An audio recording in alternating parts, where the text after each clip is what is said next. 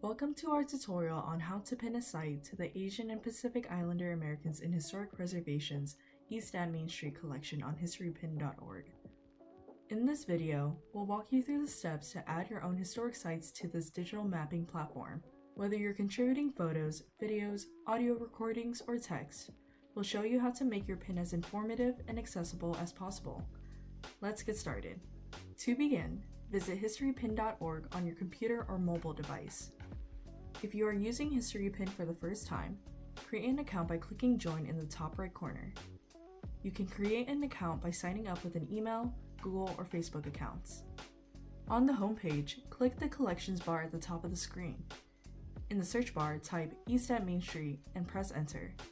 APIAHiP's East at Main Street collection will appear.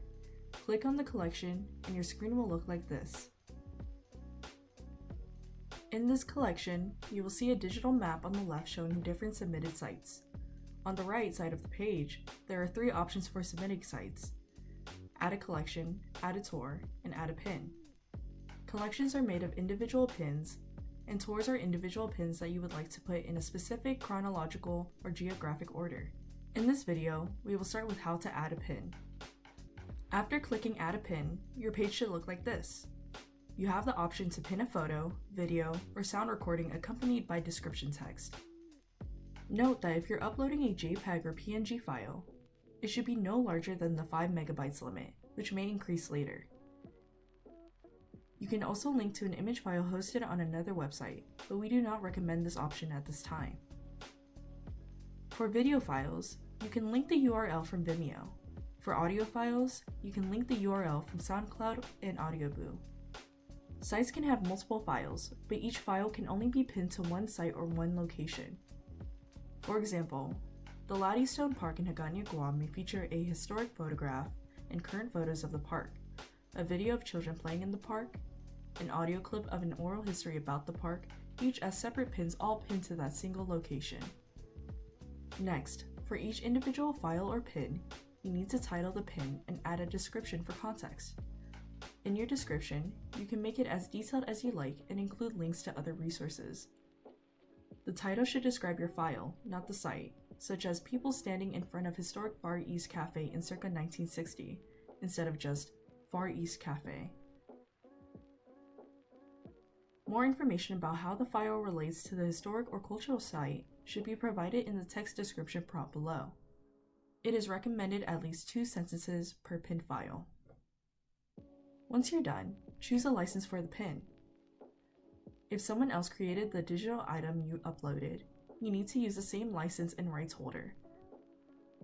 Descriptions of the licenses are provided below the bar, such as if you are using copyrighted photographs from a news article, private digital archive, or professional photographer. Otherwise, it is recommended to use a Creative Commons license so others can use your material. Then, add the year or date range the file was created, not the establishment or construction of the related site. For example, if there was a 1950s photo of a building constructed in 1910, you would put 1950s. If you are taking a contemporary photo of a historic site, you can put the current year. For videos and audio, you would put the year it was recorded. Next, you'll add the location that the file relates to. There are 2 options: I have a rough location, or I have an exact location. HistoryPin uses Google Maps as the base layer, so you can enter addresses, site names, or geographic coordinates until you find the location you want. You can also manually click and drag the pin to position the circle to be as specific as possible and you are satisfied with the pin location. A unique feature on HistoryPin is the Google Street View, which allows you to overlay your historic exterior photo over the current street view at the location of your site. Photos should be from exterior or outside of buildings and visible from a street.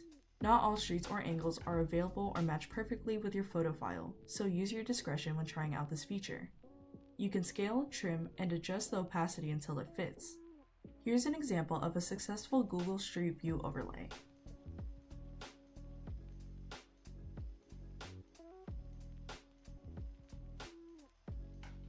Add tags to your pins so others interested in similar places, themes, and histories can easily find them in the collection search bar. Use broad categories separated by a comma.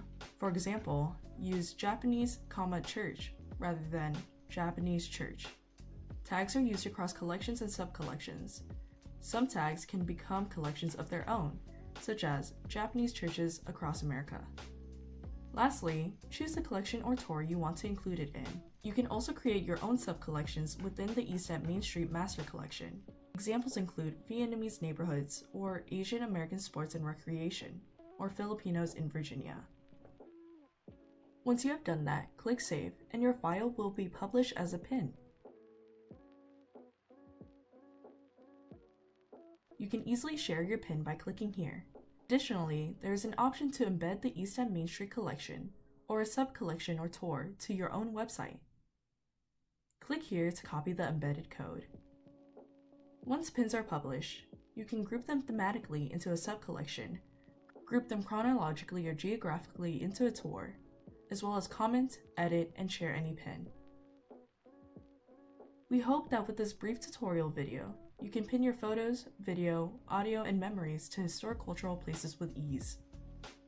Please share this demonstration with anyone who is interested in mapping their cultural heritage, and we look forward to seeing you add to APIAHiP's East at Main Street collection on HistoryPin.